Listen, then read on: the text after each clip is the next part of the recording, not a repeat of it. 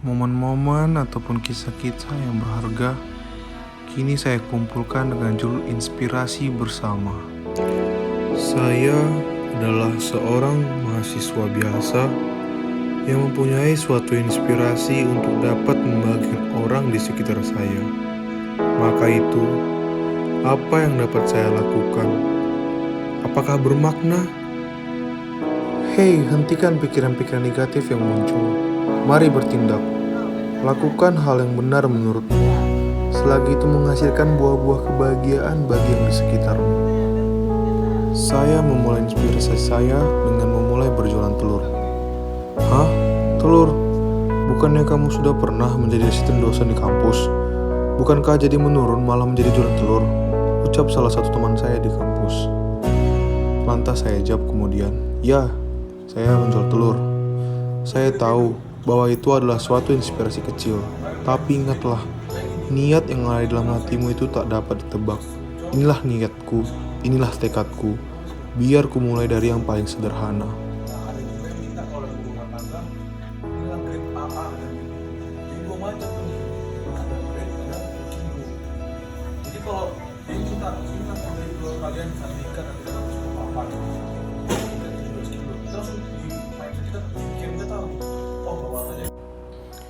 Saya juga tak menyanyiakan waktu saya ketika saya sudah siap berjualan telur.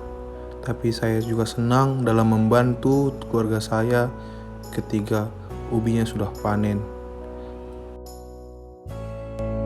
Saya juga senang dalam mengolah inspirasi saya, yaitu saya ingin kembali menjual beras.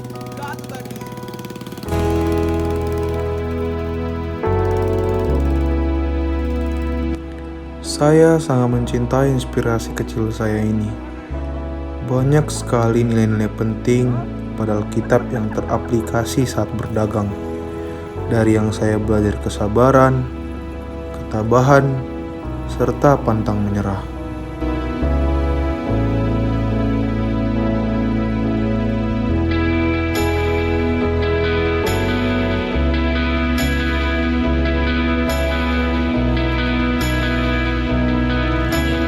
Dari pagi yang sejuk ku mulai berjualan di pinggir pasar sampai dengan panasnya terik matahari di siang hari. Tetes-tetes keringat yang jatuh dari kulit saya pun terasa amat segar.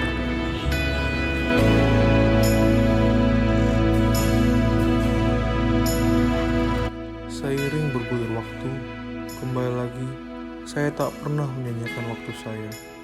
Di pertengahan siang, saya pun harus bertanggung jawab kepada tugas akhir saya. Saya harus bisa memanage waktu saya, pikiran saya dengan baik.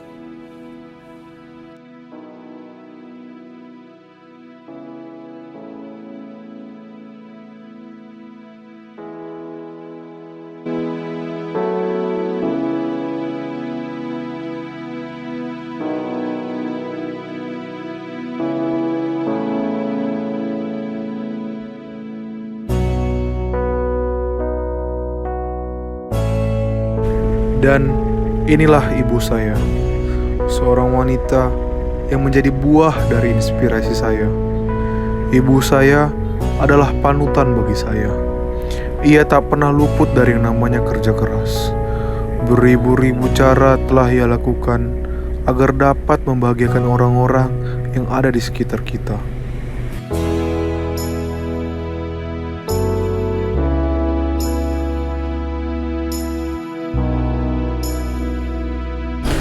Ibu juga sangat mencintai tumbuh-tumbuhan maupun pepohonan.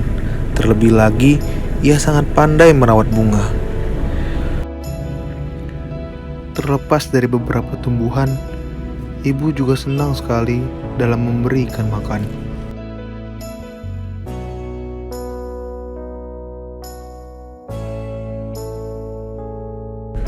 Pandai bermain musik, sayang kepada anak kecil, dan senantiasa mengajarkanku untuk hidup sederhana.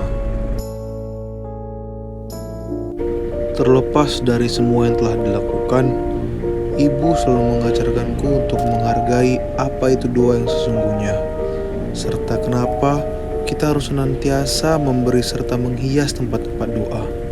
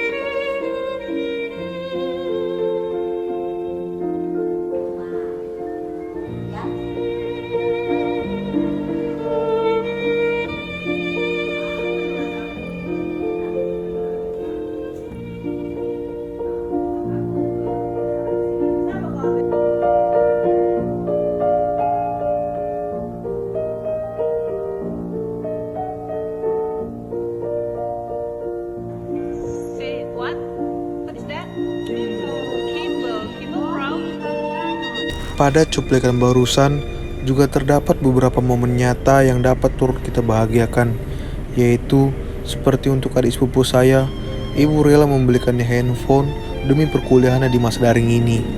Kemudian membuat hati para ibu yang sakit hati menjadi gembira. Kemudian mengajarkanku untuk memberi meski beda kepercayaan.